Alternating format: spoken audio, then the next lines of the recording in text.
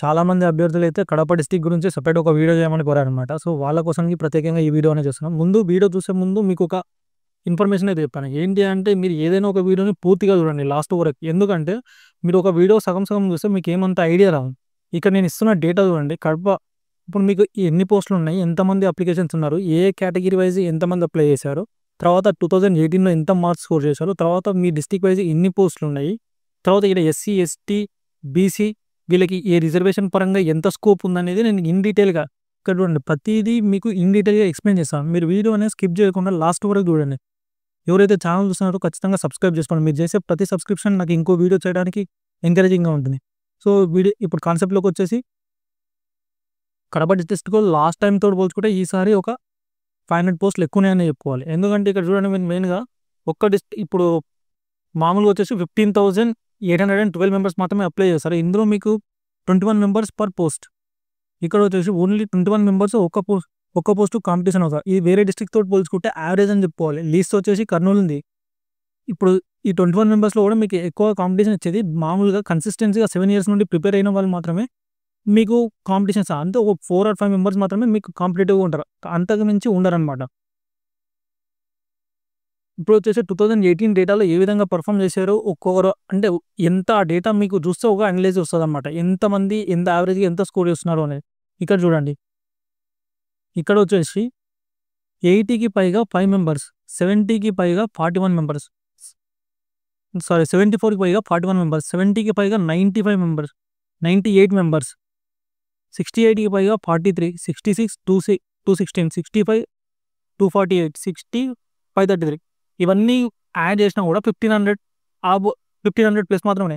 Last time అనేది పోస్టులు తక్కువనే కాబట్టి తక్కువ మంది అప్లై చేశారు. దాంతో పాటు ఏంటంటే తక్కువ కాంపిటీషన్ ఉంది. ఈసారి వచ్చేసి మీకు పోస్టులు అనేవి ఎక్కువనే ఉన్నాయి. 700 పోస్టులు అనేవి దాదాపు 700 ప్లస్ ఉన్నాయి. సో, అందుకని చెప్పేసి ఎవరైతే యావరేజ్ మార్క్స్ వచ్చాయి, ఎవరైతే నార్మలైజేషన్ తర్వాత మార్క్స్ ఎవరికైతే పెరిగాయో వాళ్ళకి చాలా అడ్వాంటేజ్ ఉంటుంది. మీరు ఇప్పుడు నేను చెప్పబోయే ఒక్కొక్క పోస్ట్ ఎక్స్‌ప్లెయిన్ చేస్తాను. అప్పుడు మీకు ఈ విధంగా కట్ ఆఫ్స్ అనేవి ఉన్నట్టయితే, ఈ మార్కులు ఈ రేంజ్‌లో మీకు ఉన్నట్టయితే జాబ్ ఖచ్చితంగా ఎక్స్‌పెక్ట్ చేయొచ్చు మీరు. ఇప్పుడు వచ్చేసి మీకు ఇక్కడ సెపరేట్ ఇచ్చాను. ఈ డేటాని మీరు ఎట్లా అనలైజ్ చేసుకోవాలంటే ఇక్కడ ఏవైతే తక్కువ పోస్టులు ఉన్నాయో, ఈ తక్కువ పోస్టులు ఉన్నాయన్నీ నాన్ లోకల్, ఎక్కువ పోస్టులు ఉన్నాయి లోకల్. ఎస్‌జిటిలో మొత్తం కలిపి 721 అనమాట. ఈ పర్టిక్యులర్ పోస్ట్‌కి ఓసీ కేటగిరీలో 721 మెంబర్స్ అప్లై చేశారు. అలా ప్రతి కేటగిరీకి ఇది నేను మొత్తం ఇలా లాగాను కాబట్టి ఇలా వచ్చింది. ఒక్క నిమిషం. ఓకే. ఇది ఉన్న డేటా నీకు మళ్ళీ లాస్ట్‌లో ఇంకొక స్క్రీన్‌షాట్ అనేది ప్రొవైడ్ చేస్తాను. సో, ఇక్కడ నేను ఇందాక ఇలా లాగినప్పుడు మొత్తం 721కి వచ్చేసింది. సో, నార్మల్‌గా అయితే ఇది 3 అనేది నాన్ లోకల్, 8 అనేది లోకల్ అనమాట. మొత్తం అప్లై చేసిన మెంబర్స్ వచ్చేసి తెలుగుకి 126 మెంబర్స్. సో, ఈ విధంగా మీరు ప్రతి కేటగిరీ ఎవరైతే ఉన్నారో ఆ ప్రతి కేటగిరీ వాళ్ళది మీరు చూసుకోవచ్చు. మెయిన్‌గా చెప్పుకోవాలంటే ఎస్సీ గ్రూప్ 1 ఎవరైతే ఉన్నారో ఇక్కడ చూడండి ఎస్‌జిటిలో 3 పోస్టులు ఉన్నాయి. కాకపోతే అప్లై చేసిన వాళ్ళు లేరు. ఇక్కడ చూడండి ఎస్సీ తెలుగు అంతే, హిందీ కూడా అంతే, ఇంగ్లీష్ కూడా అంతే. కానీ ఎస్సీ గ్రూప్ 1కి చెందిన వాళ్ళు లేరు. ఇది నేను తీసుకున్న డేటా. ఒకవేళ నిజంగా ఎవరైనా ఉన్నట్టుంటే ఖచ్చితంగా మీరు కామెంట్ చేయండి కింద. నేను అప్లై చేశాను మీరు చెప్పే డేటా తప్పు అని చెప్పేసి. ఇప్పుడు వచ్చేసి పీజీటీ గానీ, ప్రిన్సిపల్ పోస్టులు గానీ, టీజీటీ గానీ కట్ ఆఫ్ ఎట్లా ఉంటుందో చూద్దాం. ఇంగ్లీష్ ప్రొఫిషియన్సీ టెస్ట్ ఎవరైతే 60 మార్క్స్ క్వాలిఫై అవుతారో ఓసీ, బీసీ వాళ్ళకి మినిమం 60 మార్క్స్ క్వాలిఫై అయ్యమన్నా. ఎవరైతే క్వాలిఫై అవుతారో వాళ్ళకి వచ్చేసి ఖచ్చితంగా జాబ్ ఈ పీజీటీ, టీజీటీ ప్రిన్సిపల్ పోస్టులలో మంచి స్కోర్ పర్ఫామ్ చేస్తే ఖచ్చితంగా జాబ్ వచ్చే అవకాశం అయితే ఖచ్చితంగా ఉంది. ఎవరికైతే ఎస్సీ, ఎస్టీ ఫిజికల్లీ హ్యాండిక్యాప్డ్ 50 అనేది క్వాలిఫై అయితే ఈ పోస్టులకి కట్ ఆఫ్ వచ్చేసి మీకు ఖచ్చితంగా ఈ ఉన్న డేటాని బట్టి మీరు ఖచ్చితంగా 77+ ఓపెన్ కట్ ఆఫ్ ఉంటుంది. ఇక్కడ నేను రాయలేదు. 77+ ఓపెన్ కట్ ఆఫ్ ఉంది. ఎవరైతే నాన్ లోకల్ కింద అప్లై చేశారో వాళ్ళకు వచ్చేసి 80+ ఎవరైతే స్కోర్ చేస్తారో వాళ్ళకి ఖచ్చితంగా జాబ్ వచ్చే అవకాశం అయితే ఖచ్చితంగా ఉంది. ఎవరైతే ఆ తర్వాత బీసీ రిజర్వేషన్‌లో ఎవరైతే ఉన్నారో కాంపిటీషన్ అనేది మాక్సిమం వచ్చేసి 70 నుంచి 80 మధ్యలో ఎవరైతే స్కోర్ చేశారో వాళ్ళ మధ్యలో కాంపిటీషన్ హెవీగా ఉంటుంది.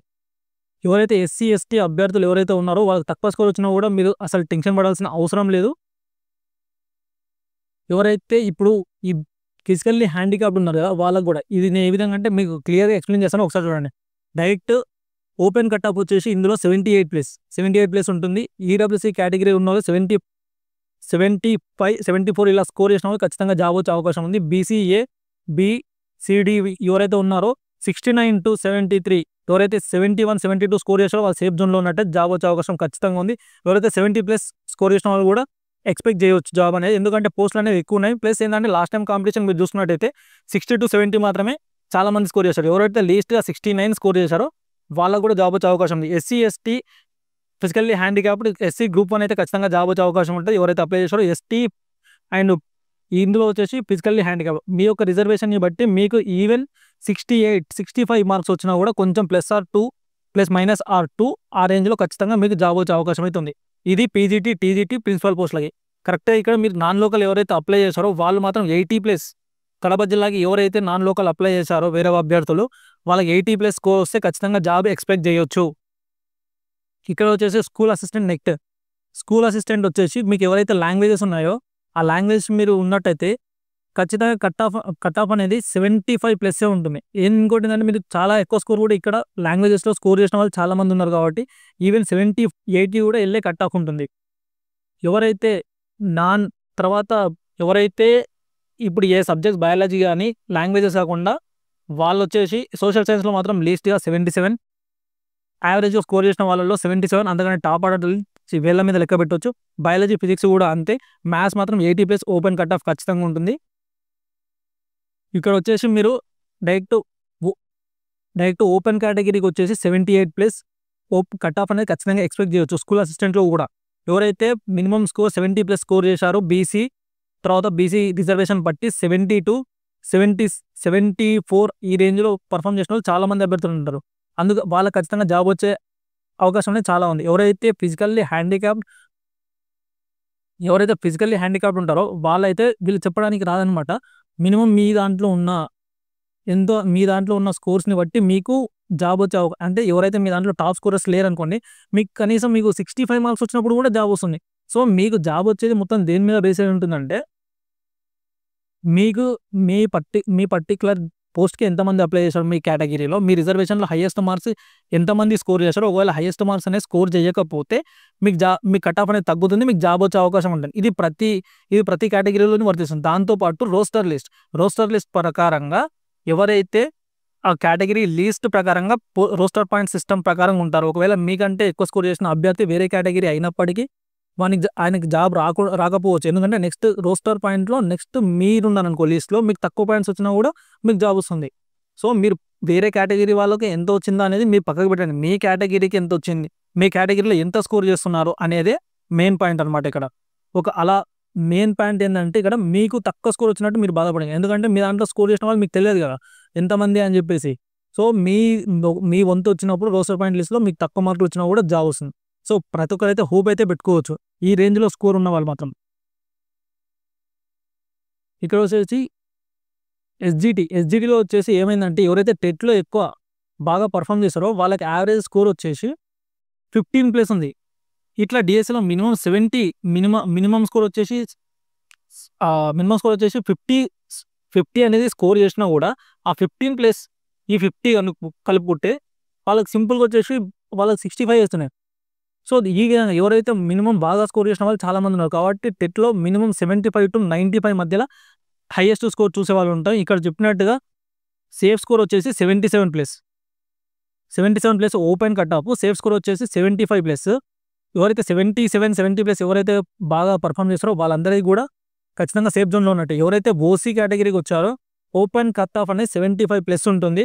ఈడబ్ల్యూఎస్ వచ్చే వాళ్ళకి ఇక్కడ ఈడబ్ల్యూఎస్ ఓసీ కోటలో ఈడబ్ల్యూఎస్ వాళ్ళకి ఖచ్చితంగా అంటే బేస్డ్ ఆన్ మీ రిజర్వేషన్ కేటగిరీలో చెప్పినట్టుగా ఖచ్చితంగా 70-73 స్కోర్ చేసినా కూడా ఛాన్సెస్, 71 స్కోర్ చేసినా కూడా ఛాన్సెస్ అనేవి ఉన్నాయి.